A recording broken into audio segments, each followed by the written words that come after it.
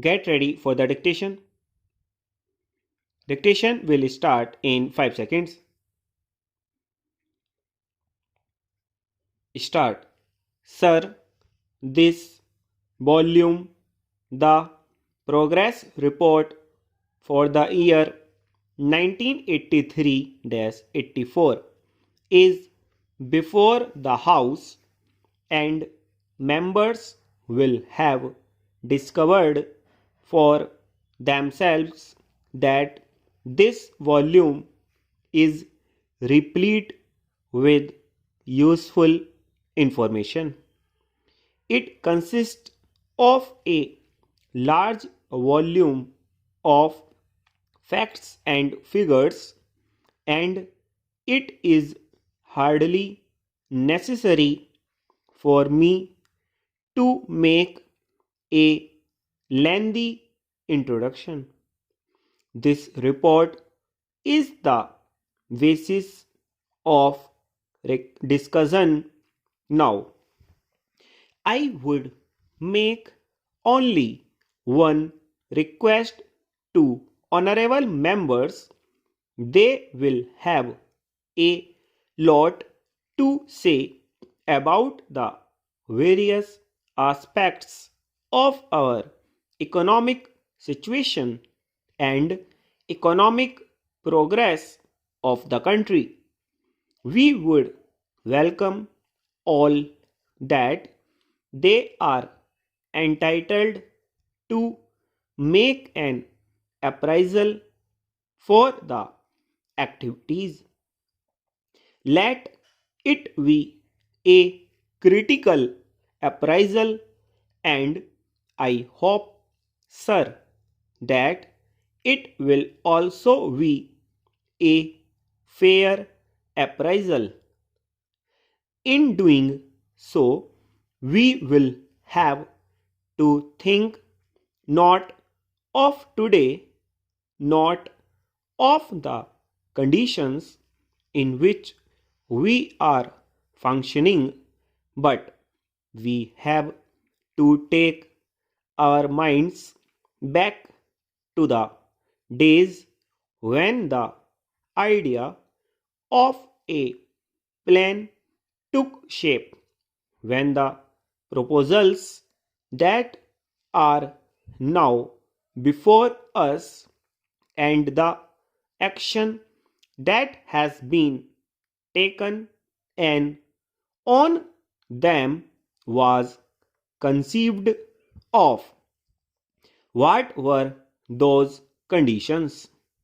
It will be very easy for all of us to recall the days of anxiety through which we were passing then. We were not sure of our food supplies for the next month.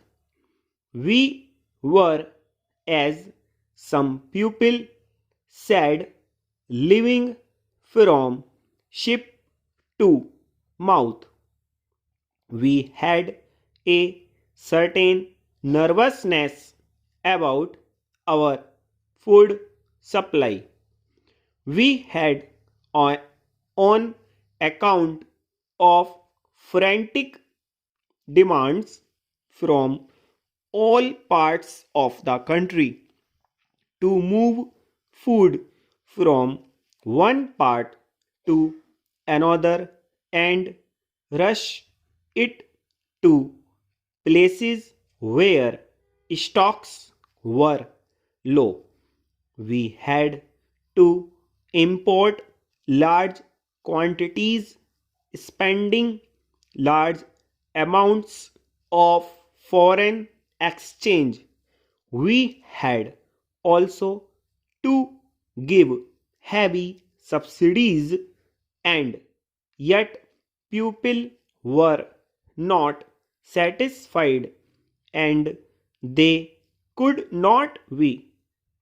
There were controls, and there were difficulties experienced by many people. The quantities consumed then were low relatively to what a normal human being must consume. Sir, this was the situation in respect of food and in respect of other consumer goods also.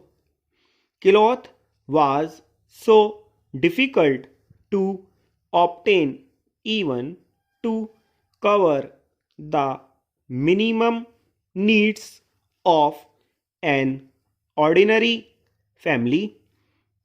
We had difficulties in other directions also, difficulties about transport and so on.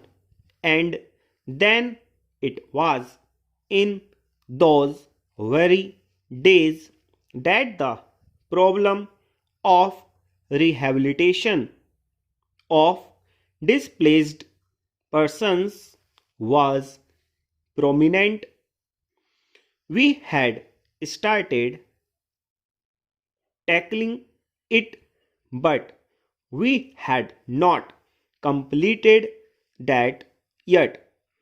Prices were rising, and so many people felt that at those high prices an average family could not subsist.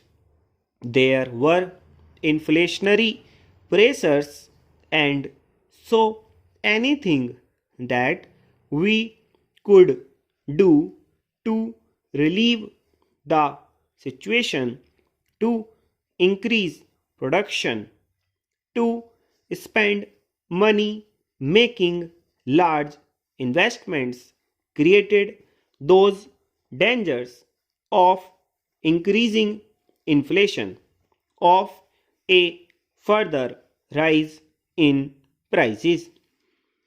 That was the dilemma.